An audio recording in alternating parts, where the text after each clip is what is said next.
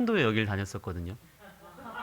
네, 2003년도에 1년 다니고 그 다음에 이제 대학 가고 2007년도에 한번 어느 7월 안식일 오전에 안교 순서를 한번 썼던 기억이 납니다. 그 이후로는 제가 오지 못했으니까 한 15년 만에 이곳에 온 것 같습니다. 그때와는 좀 이제 구성원들이 좀 바뀌긴 했습니다만 그래도 몇몇 장로님들은 제가 뵈니까 바로 알아뵐 수가 있겠어요. 근데 성함을 부르면 또 이 장로님은 기억하는데 또 누구는 못 기억한다고 하면 안 되니까 제가 성함을 생략하도록 하겠습니다. 저는 오늘 그 청지기라고 하는 주제를 가지고 이제 서로 교회들끼리 이제 교환하면서 설교를 하는데요.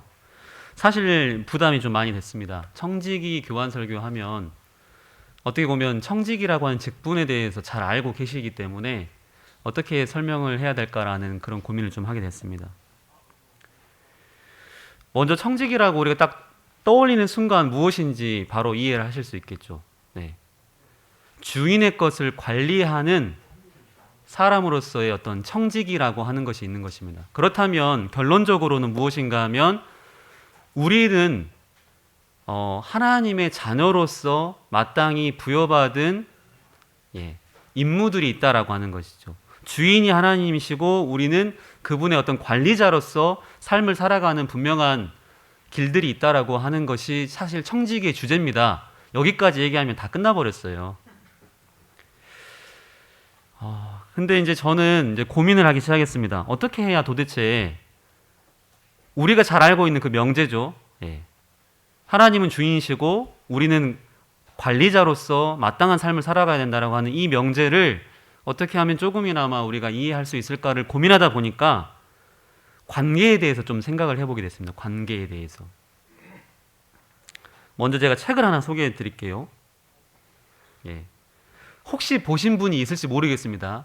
역행자라고 하는 책이 있어요. 상당 기간 동안 이게 경제적 자유를 꿈꾸는 사람들에게는 어떤 베스트셀러로 한동안 있었습니다. 근데 이 주인공의 이야기를 들어보면 어떤 내용이 있는가 하면요. 학창시절 꿈도 없고요. 희망도 없고 언제나 성적이 만년 꼴찌예요. 그런데 이 사람이 어느 순간 30대에 이제 되기 전부터 뭔가 변화가 시작되면서 나름대로 이제는 성공을 받았다라고 인정받는 사람 중에 한 사람입니다. 근데 이 사람이요. 자기가 어떻게 그렇게 될 수 있었는지를 소개하는 7단계가 있어요. 자기가 정말 그 꿈도 희망도 아무것도 없는 사람에서 남들이 그래도 좀 이렇게 알아주는 사람이 되기까지의 어떤 그 스토리 중에 자기가 정립해 놓은 7단계가 있습니다. 그런데 그 7단계 중에 이 사람은 어디가 가장 중요하다라고 얘기를 하는가 하면 1단계가 가장 중요하다고 얘기를 해요. 그런데 그 1단계는 무엇이라고 하는가 하면 이 사람의 표현대로라면 뭐라고 하는가 하면 1단계는 자의식을 깨뜨린다라고 얘기를 합니다. 자의식을 깨뜨린다. 무슨 얘기인가 하면요. 나에 대한 인식을 철저하게 마주대한다는 얘기예요.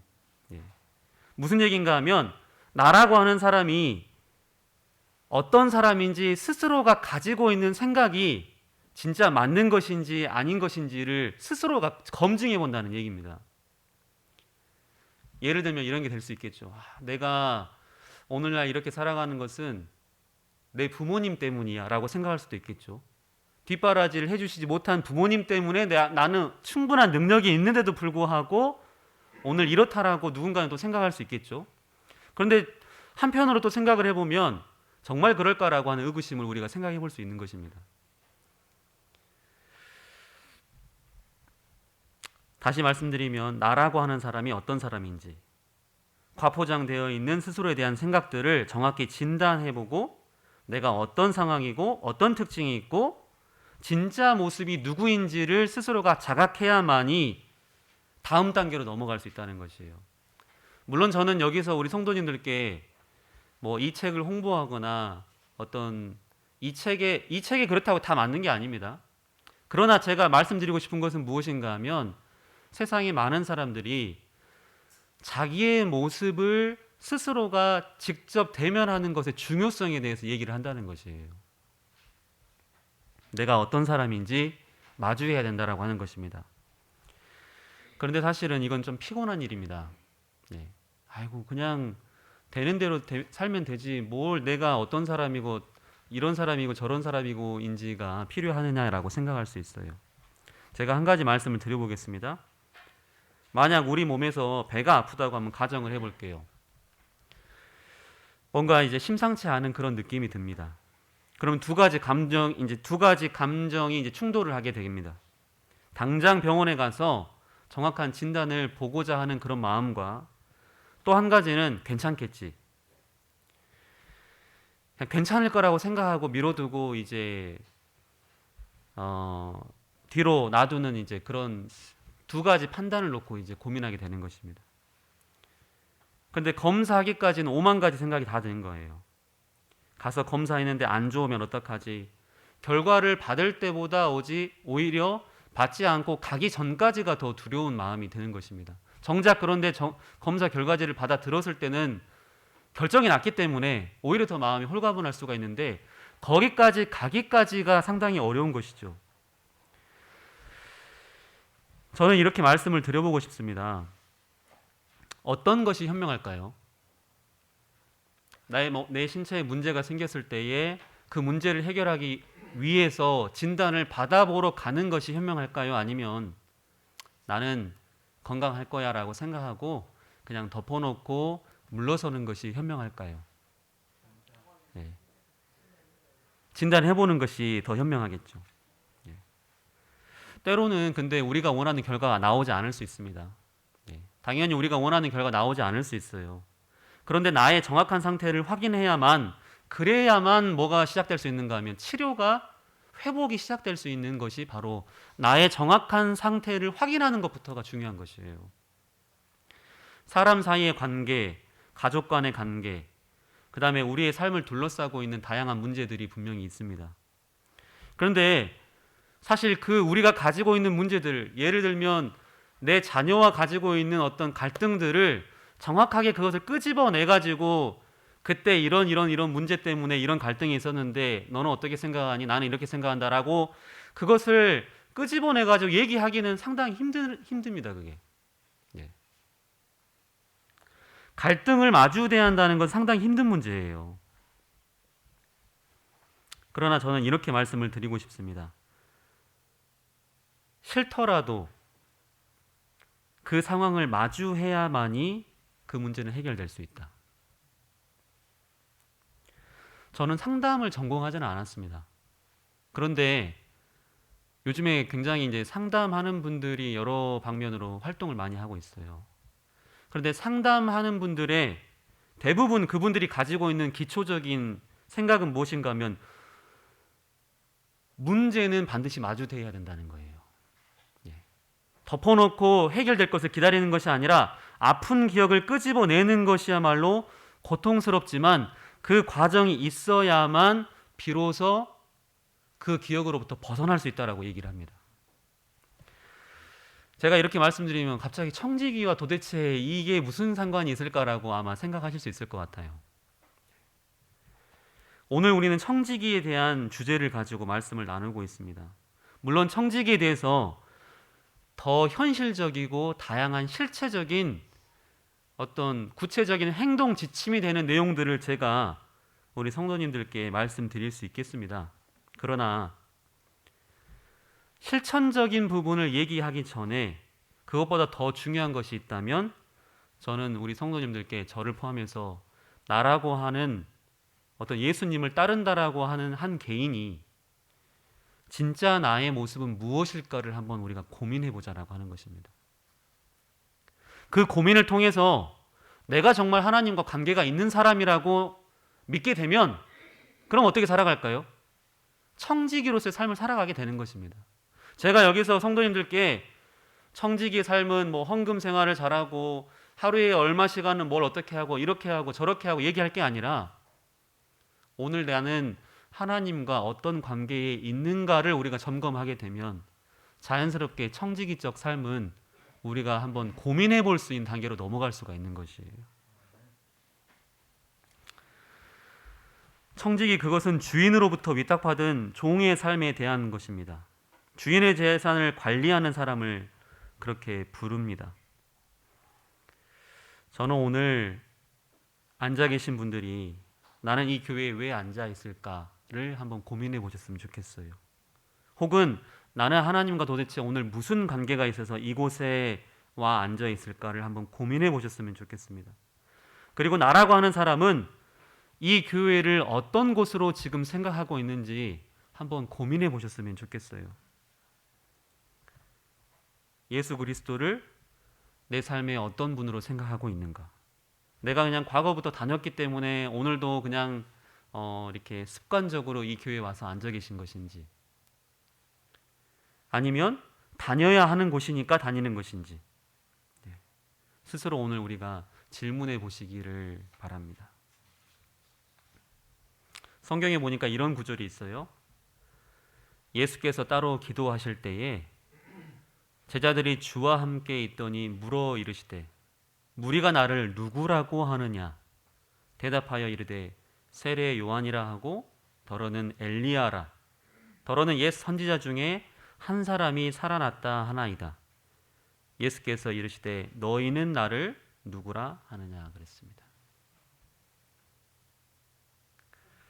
오늘 저는 성도님들께 뭐라고 말씀드렸는가 하면 오늘 나는 누굴까를 한번 고민해 보자는 것이에요.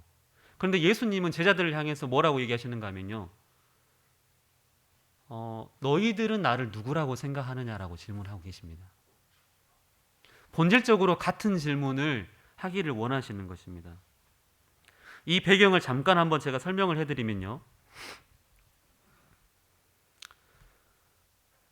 이 장면 속에서 예수님께서 제자들과 함께 갔던 장소는 빌립보라고 하는 이제 그 이스라엘 지도에서 가장 북쪽에 있는 곳입니다. 가장 북쪽에는 그 헤르몬산이라고 하는 그 산이 하나 있어요. 근데 그곳에는 그 산 꼭대기에는 항상 이 만년설이 있어가지고 그게 녹으면서 대지를 적셔주는 어떤 그런 광활한 평야가 있는 곳이 바로 빌립보라고 하는 그런 지역입니다. 그런데 이 빌립보 지역을 이제 제자들과 함께 가시게 된 것입니다. 한 가지 기억하실 게 있다면 이스라엘 지도에서 남쪽에서 북쪽으로 멀어지면 멀어질수록 그 유대인들의 어떤 특징적인 면들이 사라진다는 것이에요. 남쪽은 그 어떤 유대인들의 그 어떤 전형적인 유대인들의 모습이 있다면 북쪽으로 가면 갈수록 그 모습이 희석되어 버려요. 보이지 않습니다, 잘. 근데 이 북쪽 마을을 가신 거예요. 근데 그 북쪽 마을은 어떤 곳인가 하면 물이 있고 평야가 있고 아름다움이 있는 그런 땅이에요. 반면에 또 한 가지는 무엇인가 하면 남쪽에 비해서는 유대적인 정통성이 희석되고 그리스 문화가 삶 곳곳에 들어와 있는 그런 땅입니다. 근데 그곳에 가서 그 빌립보에 사는 남쪽에 비해서는 풍요로운 삶을 살고 있는 사람들에게 가셨어요. 근데 그곳에 있는 사람들에게도 당신이 뭔가 해줄 말씀이 있을 거라고 해서 그곳에 가셨습니다. 사람들이 동네별로 몰려 나와서 예수님을 찾아옵니다. 예수님에 대한 소문을 이미 알고 있었기 때문에 그 동네 빌립보 사람들도 나와서 예수님을 맞이하는 것이에요. 그런데 그때 예수님께서 사람들을 만나시면서 제자들에게 이렇게 물어보신 것이죠. 제자들이 주와 함께 있더니 물어 이르시되, 그 사람들이, 빌립보에 있던 그 사람들이 나를 누구라고 하는지 한번 들어봤느냐? 그랬더니 제자들이 뭐라고 하는가 하면요, 그 사람들이요, 당신을 뭐 침례 요한이라고도 하고 혹은 구약에 나왔던 그 엘리야라고 하는 어떤 선지자라고도 하고 혹은 뭐 또 다른 많은 선지자 중에 한 사람이다라고 이렇게 얘기를 합니다. 그러나 단 한 사람도 당신을 향해서 메시아라고 얘기하는 사람은 없습니다라고 이렇게 얘기를 해요. 그러시면서 예수님께서 제자들에게 그렇다면 너희는 나를 누구냐라고 생각하느냐라고 이렇게 물으십니다. 사람들이요, 빌립보 사람들이 예수님을 생각할 때 그분은 분명 능력이 있는 분이라고 생각을 해요. 그러나 뭐는 안 된다라고 생각을 하는가 하면 나의 영원한 문제를 해결해 주실 분이라고는 사람들이 생각하지 않는 것입니다. 왜 그런가 하면 이유가 있어요. 예수님의 이야기를 들으면 들을수록 저 사람은 우리의 죄를 구원해 줄 메시아가 아니라고 생각을 하는 것입니다. 이야기를 들으면 들을수록. 왜 그런가 하면요. 예수님께서 자꾸 사람들, 그 빌립보 지역에서 나름대로 살아가는 사람들을 향해서 뭐라고 하는, 이렇게 얘기를 합니다. 오른쪽 뺨을 맞으면 왼 뺨을 대라. 겉옷을 누군가 훔쳐가면 속옷까지 줘버려라. 원수를 사랑하라. 이런 얘기를 해요. 사람들의 마음에는 그 이야기가 너무 이상하게 들리는 것입니다. 사람들의 마음은 어떠냐면요.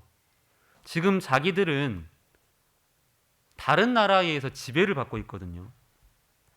이 빌립보 사람들의 마음 속에는 어떤 구주를 기다리고 있는가 하면 사람들을 선동해가지고 힘을 규합해서 세력을 키우고 국가를 전복시킬 수 있는 그런 사람을 지금 기다리고 있어요. 그런 강력한 리더십을 가진 메시아를 기다리고 있는데 저분이 하는 말씀을 들어보니까 영 반대 이야기만 하고 있는 겁니다. 원수를 사랑하고 겉옷을 달라고 하면 모든 것을 다 줘버리고 저분의 말씀이 예수님의 말씀이요 사람들의 귀에 분명히 도덕적이고 좋은 말씀이에요. 좋은 말씀입니다. 그런데 나의 현실적인 이익을 고려해보면 저 사람을 나의 인생의 주인으로 모시기에는 손해가 막심한 거예요. 도덕적으로는 좋지만 내 인생의 진짜 멘토로 살아가기에는 나의 현실적인 유익이 없을 것 같기 때문에 예수님을 뭐라고 하는가 하면 그분이 선지자 중에 한 사람이긴 하지만 내 인생을 좌지우지할 수 있는 그런 메시아는 될 수가 없다라고 생각을 했던 것입니다. 저는 오늘 우리 성도님들께 한번 이런 말씀을 드려보고 싶습니다. 오늘 이 자리에 계신 분들은 예수 그리스도를 누구라고 생각하고 계십니까? 어떤 심정으로 그분을 바라보고 계신 것입니까?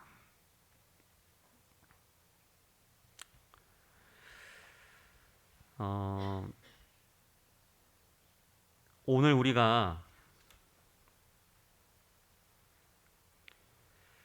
성경 말씀을 하나 좀 더 보도록 하겠습니다. 잘 알고 계시는 부자 관원에 대한 이야기인데요.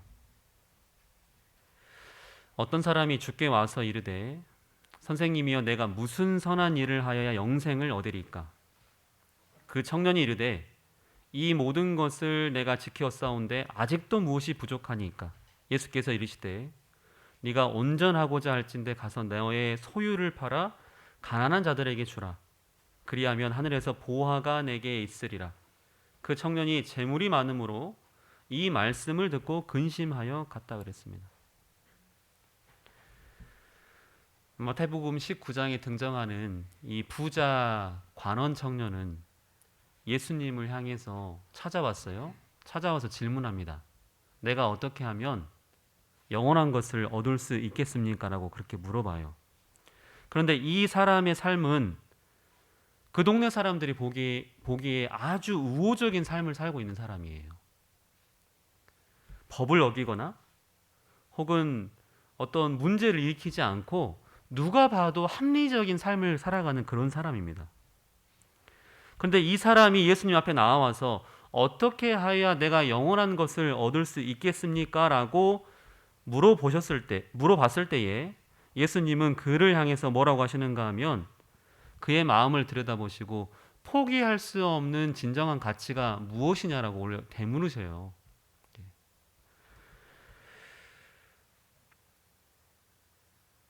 오늘 우리도 예수님을 누구라고 생각하는지 한번 고민해 보시기를 저는 간절히 바랍니다. 내가 오늘 이 자리에 있는 것이 물론 개인들의 유익을 위해서 우리가 있을 수도 있죠. 그러나 우리가 어떤 심정으로 예수 그리스도를 믿는 마음을 가지고 있는지 한번 다시 생각해 보자는 것이에요.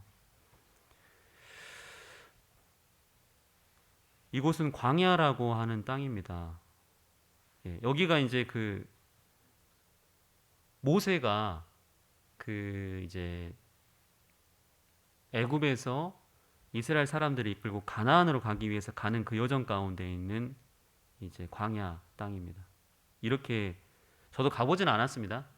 가보진 않았지만 이렇게 생겼다고 해요. 네. 그 혹시 모세가 시내산에 올라가서 두 율법 돌비를 받았다라고 했던 그 시내산이 이곳이라고 보통 얘기를 합니다. 네.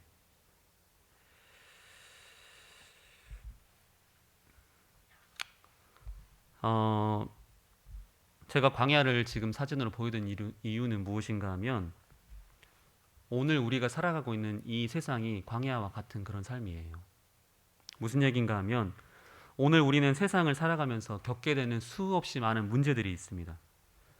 오늘 우리가 예배를 드리고 있는 이 시간에 누군가는 원하지 않는 상황에 처해서 고통을 받고 있을 수 있습니다.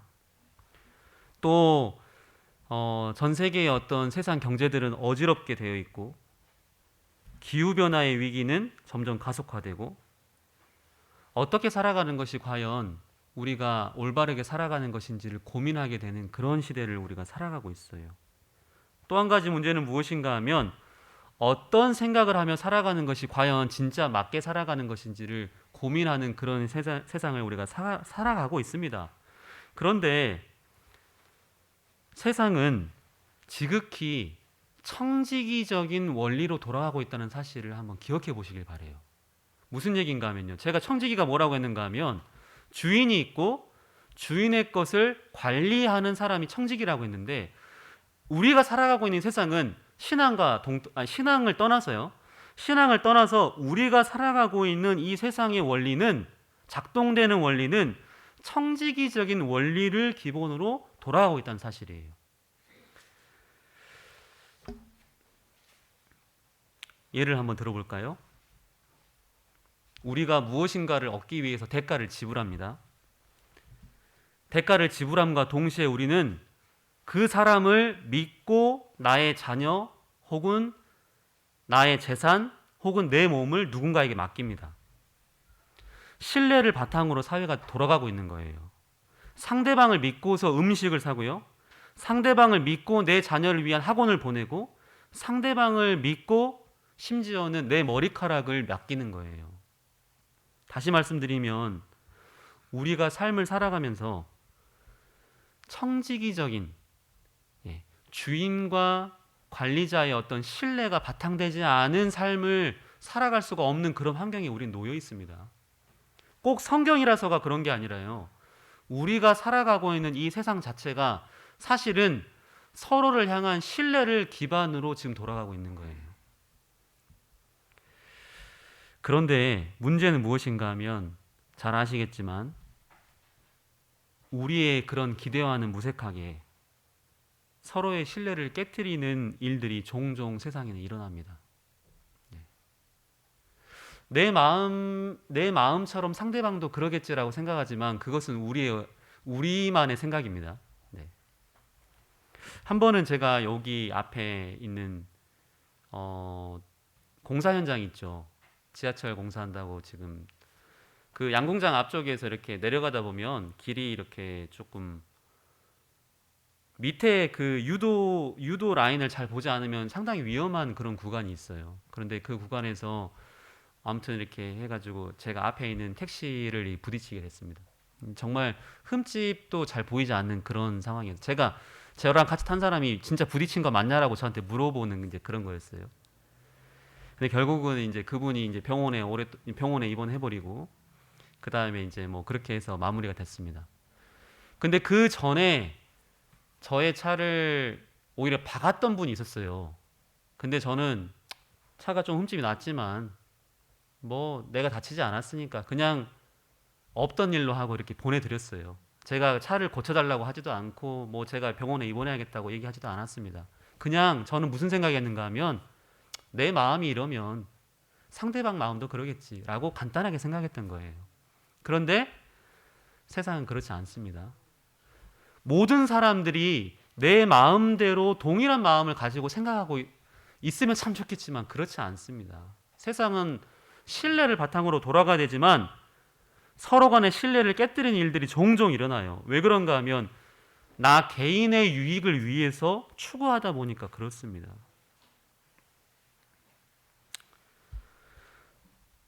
우리는 어떤 땅을 살아가고 있는가 하면요, 광야 같은 땅을 우리는 살아가고 있습니다.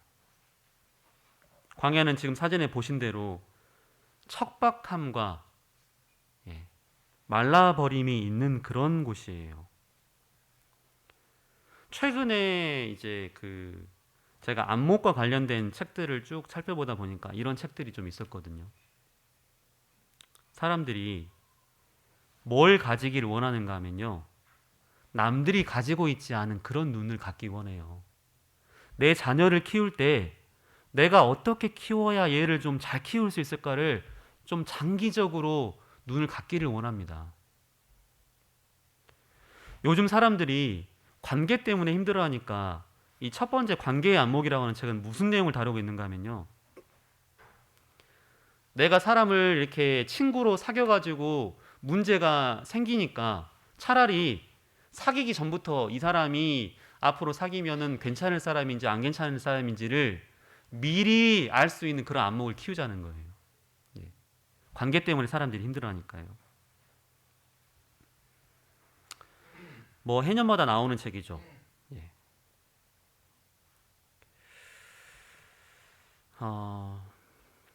요즘 사람들에게 인기 있는 책들을 제가 소개를 좀 드렸습니다. 그런데 이 모든 책들의 공통점이 한 가지 있는데 무엇인가 하면요, 요즘 사람들은 세상이 어떻게 바뀌고 흘러가는지 그걸 알고 싶어 해요. 내년에는 어떤 것들이 인기가 있고 어떤 관심사와 방향들이 사람들에게 각광받을 걸지를 알고 싶어 합니다. 왜 알고 싶어 할까요? 사람들이. 내년에 일어날, 미래에 일어날 일들을 왜 자꾸 알고 싶어 할까요? 그리고 그 미리 알게 된 내용을 토대로 내 가족을 지키는 것, 혹은 내 이웃을 지키는 것, 혹은 나 개인을 지키는 것들을 알게 된 새로운 사실들을 토대로 하기를 원합니다. 제가 한 가지 말씀드리면, 그렇게 사람들이 하는 그 기저에는 뭐가 있는가 하면 불안하기 때문에 그렇습니다. 네. 앞날에 대한 불안 때문에 미리 알고 싶어 해요. 예측하고 싶어 합니다. 어떻게 살아야 될까? 내가 이렇게 살아가는 게 맞을까? 내년도에는 이렇게 바뀐다는데 나는 어떻게 대응해야 되지? 이런 모든 것들이 사람들로부터 하여금 관심을 갖게 만드는 이유는 무엇인가 하면요, 불안을 가지고 있기 때문에 그렇습니다. 오늘 이 자리에 왜 오셨습니까? 물론 여러 가지 개인적인 이유 때문에 오셨을 수도 있어요. 그러나 이 세상에서 살아가는 우리라고 하는 한 개인은 본질적으로 불안을 가지고 있다는 사실을 한번 기억해 보시기 바랍니다. 어디에다 우리가 그러면 이 불안을 잠재울 수 있는 것을 가질 수 있을까? 제가 성경 말씀을 좀 찾아보도록 하겠습니다. 예, 화면에는 없기 때문에요. 출애굽기 32장에 있는 말씀을 제가 잠깐 읽어드리도록 하겠습니다.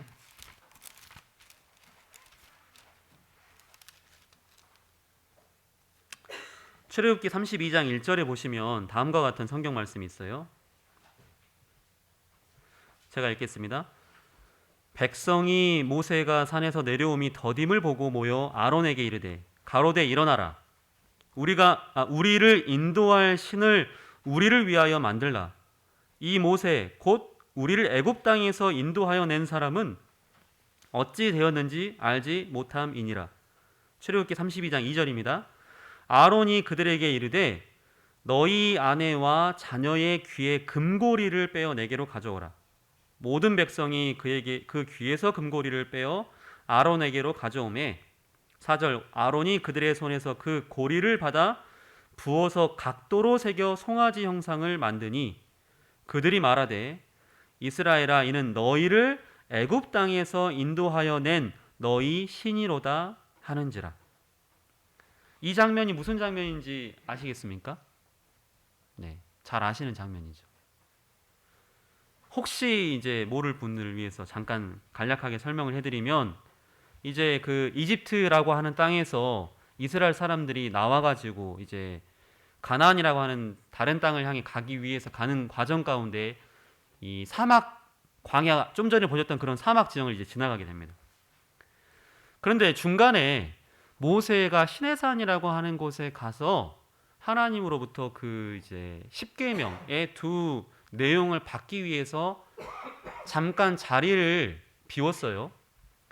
비워져 있는 그 날들 동안에 사람들이 어떻게 하는가 하면 방금 보셨던 대로 모세가 산에서 내려오는 것이 자꾸 늦어지는 것을 보고 이제 모세의 형제에게 그러면 당신이 여기 이제 지금 책임자니까 우리를 위해서 좀 어떤 송아지 모양의 뭔가를 한번 만들어 보는 게 어떻겠냐고 이렇게 제안을 하는 것이죠.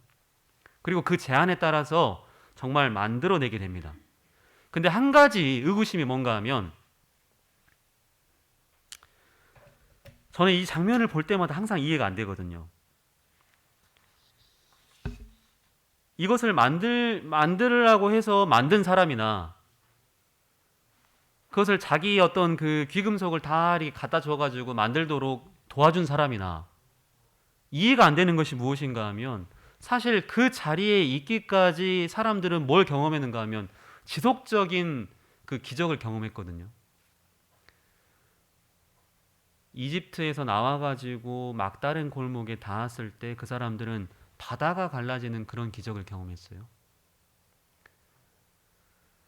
먹을 것이 없어 주려 할 때 그 사람들은 하늘에서 음식이 떨어지는 그런 이적을 경험합니다. 매일같이 그런 이적을 경험하고, 백성이 모세가 산에서 내려옴이 더딤을 보고 아론에게 가서 뭐라고 하는가 하면, 일어나서 우리를 위해서 신상을 하나 만들어 달라라고 할 때조차도 그 사람들이 그날 아침에 뭘 경험하는가 하면 하늘에서 음식이 떨어지고 있는 걸 경험했어요. 저는 이렇게 생각을 합니다. 매일같이 그런 걸 경험한다면 어떻게 이런 요구를 할 수 있을까? 잘 납득이 되지 않아요. 기적을 매일같이 경험하는데도 불구하고 하나님이 아닌 다른 뭔가를 이렇게 눈에 보이는 존재를 얻기를 원할 수 있을까? 어떻게 그렇게 할 수 있을까를 고민해 봅니다. 그런데 다시 한번 제가 생각을 조금 돌려서 이렇게 한번 생각을 곰곰이 해보겠습니다. 이 사람들이 어디서 나왔다고요? 애굽이라고 하는 이집트에서 나왔어요.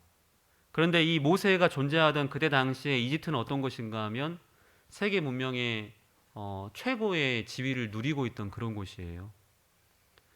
그 이집트라고 하는 땅은 뭐가 있었는가 하면 나일강에서 범람하는 그 강물로 인해서 땅이 풍요로워지는, 비옥해지는 그런 곳이 있었고, 그 다음에 이 강이 범람함에 따라서 토지가 비옥해지는 그것이 자기들을 먹여 살리니까 이 사람들이 언제 물이 넘치는지를 연구를 해야 되겠는 거예요. 언제 그 땅이 범람하는지를 파악해야만이 자기들이 해년마다 잘 대응을 해서 최고의 소득을 올릴 수 있겠다라고 고민하게 된 것이죠. 그래서 뭐가 발달하는가 하면 그 사람들에게는 수학자들이 혹은 천기를 분별하는 점성술사들이, 이제 그런 다양한 학문들이 그곳에서 발전을 하게 되는 것입니다. 뭐 때문에요? 미래를 예측해서 좋은 결과를 얻기 위해서요. 지극히 현실적인 선택이죠. 그런데 광야는 어떤 곳인가 하면 전혀 다른 땅입니다. 광야는 예측할 수가 없는 땅이에요. 왜 그런가 하면 광야는 아무것도 보이지 않는 그런 땅이거든요. 이집트에서는 자기 집마다 혹은 길거리마다 뭐가 있는가 하면 자기를 지켜줄 것 같은 이집트의 어떤 나름대로 신상의 모형들이 곳곳마다 놓여 있는데, 광야는 뭐가 없는가 하면 아무것도 없는 곳이에요. 나를 진짜 지켜준다라고 하는 육안으로 보이는 뭔가가 보이지 않는 곳, 그리고 이집트에서의 삶처럼 뭔가를 예측해가지고 이런 결과물이 나올 것이라고 도출할 수 있는 예상이 불가능한 땅, 그런 곳이 바로 광야예요. 뭐가 숨어 있는지 알 수가 없는 그런 땅입니다. 다시 말씀드리면요, 광야는 어떤 땅인가 하면 불안이 늘 상주해 있는 그런 땅이에요. 그러니까 사람들의 마음 가운데 어떤 요구가 시작되는가 하면, 나를 좀 지켜준다라고 하는 어떤 눈에 보이는 뭔가가 있었으면 참 좋겠다. 이곳은 늘 불안과 근심과 염려가 가득한 땅이니까 이곳에서 나를 보호한다라고 하는 어떤 특정한 존재가 눈에 보이면 참 좋겠다라고 하는 그런 인간적인 생각을 할 수밖에 없는 그런 땅입니다. 그렇게 생각하고 보니까 이 광야라고 하는 곳에서 신상을 만들었던 사람들의 삶이 조금은 이해가 돼요. 근데 제가 이런 이야기를 드린 이유는 뭔가 하면 오늘 우리도 그런 땅을 밟고 있지 않습니까? 물론 우리가 밟고 있는 이 땅이 모세 때처럼 아무것도 없고 어둡고 척박한 땅은 아니에요. 그러나 풍요 속에서도 사람들은 미래에 대한 예측을 끊임없이 갈구합니다.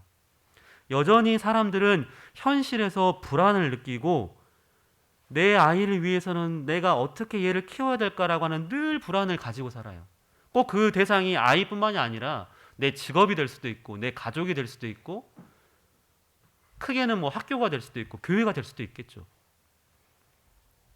내년에는 혹은 그 후년에는 무슨 일이 일어날지 늘 우리는 예측하고 생각하기를 원합니다. 그런 의미에서 우리가 살아가고 있는 이 땅은 광야와 같은 세상이라고 하는 사실을 다시 한번 염두에 두시기를 간절히 바랍니다. 오늘 사람들은요, 우리 시대를 각자 도생사회라고 얘기를 해요. 그러니까 뭐 다 아시겠죠? 네 인생은 네가 책임지라는 겁니다. 우리가 책임져 주지 않으니까 그냥 네 인생은 네가 책임져 줘. 네가 책임져라. 이런 시대에 꼭 필요한 가치 있는 것이 있다면 저는 그것을 분명히 청직이라고 저는 생각을 합니다. 너무 멀리 돌아와가지고 여기까지 왔는데요. 사실 뭐 우리 성도님들은 청직의 삶을 잘 아시니까 제가 그 얘기 안 하고 돌아온 겁니다. 개인의 책임을 요구받는 이런 시대에 교회는 그럼 무엇을 감당해야 되는가 하면 공동의 아픔을 품어줄 수 있는 그런 곳이 되어야 돼요. 그것이 바로 교회가 존재하는 목적입니다. 내 삶이 잘 사는 것도 중요하지만 나의 삶만을 위해서는 이 교회가 존재할 필요가 없는 것입니다.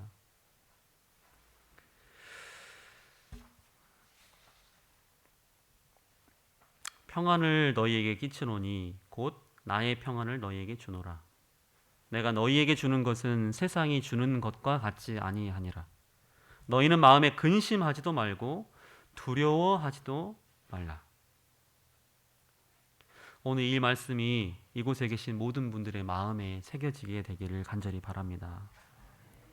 제가 한 가지 이야기만 하고 좀 마치도록 하겠습니다. 물론 뭐 청지기와 명확하게 일치한다고 얘기할 수는 없을 것 같아요.